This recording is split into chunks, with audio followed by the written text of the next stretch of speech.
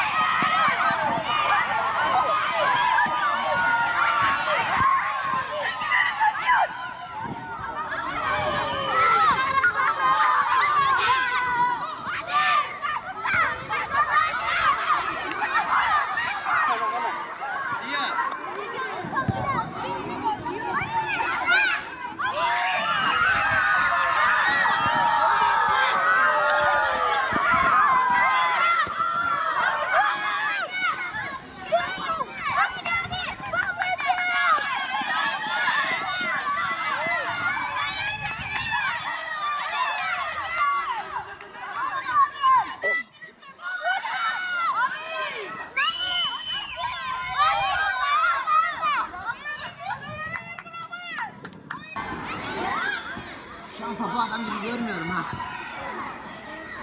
Onun bari ikinci yarı kaleler değişsin. Top kaleye gelmiyor.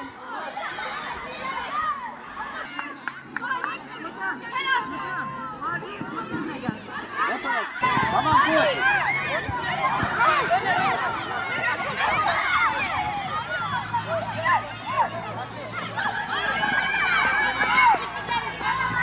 Oğlum sen bir de Elimi çektim yüzüme kaptım.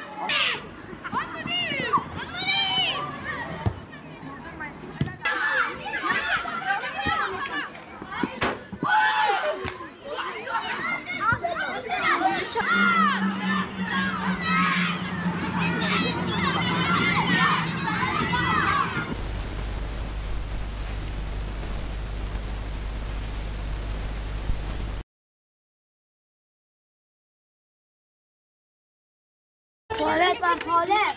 Bana biraz su içebilir miyiz? Başta çok terledik. Çok eğlenceli ya bura. 1-0. Aç. Yo. Rüzgar arkadan vuruyor. Gel bu tarafa doğru. Okulların tatil olmasıyla camilerimizde yaz Kur'an kursu başladı. Kur'an kursumuzun bugünkü etkinliğinde Merkez Musalla Camimiz ve Mehmet Kırçalı camilerimiz olarak yaz Kur'an kursuna katılan öğrencilerimizi bugün Adıyaman'ımızda bulunan Eriçay Parkı'ndaki hem çocuklara bir futbol etkinliği hem de uçurtma şenliği hem de ayrıca hocalarımız, din görevlilerimiz tarafından hazırlanmış olan bir ikramımız olacak çocuklarımıza. Tabii biz önemli olan camide çocuklarımızı sevdirmek, cami ortamına alıştırmak. Yaz Kur'an kursu sadece Kur'an öğretmek değil, aynı zamanda çocukları bu tür etkinliklerle, bu tür çalışmalarla çocukları bu etkinliğe davet etmek, katılımlarını sağlamak. Bugün kardeşlik bir futbol turnuvası düzenledik iki camimiz arasında. Hem öğrencilerimiz arasında bir kaynaşma sağlandı, bir tanışma sağlandı. Ayrıca uçurtma şenliği de ve yine ikramlarımız da bundan sonraki birlikteliğimiz öğrencilerimizin tanışması, bilinmesi, kaynaşması amacıyla bu tür etkinlikler zaman zaman düzenlemekteyiz. vallahi güzel bir duygu. Kur'an'ı, Allah'ın kitabını öğrenmek, arkadaşlarla aktivite yapmak çok güzel bir şey. Yani engelli olmak da hiçbir şey engel değildir. Nasıl diyeyim? Yani burada halı sahada maç yapmam bile şeydir. Halı sahada maç yapmam bile güzel bir şey. Güzel bir şeydir. Şu anda Kaleciyim, arkadaşlarım ayrı. Benden hiçbir şey yani ayrı bir şey düşünmüyor. Yani hiç engelli olduğumla dalga geçmiyorlar falan. Bu kadar hocam.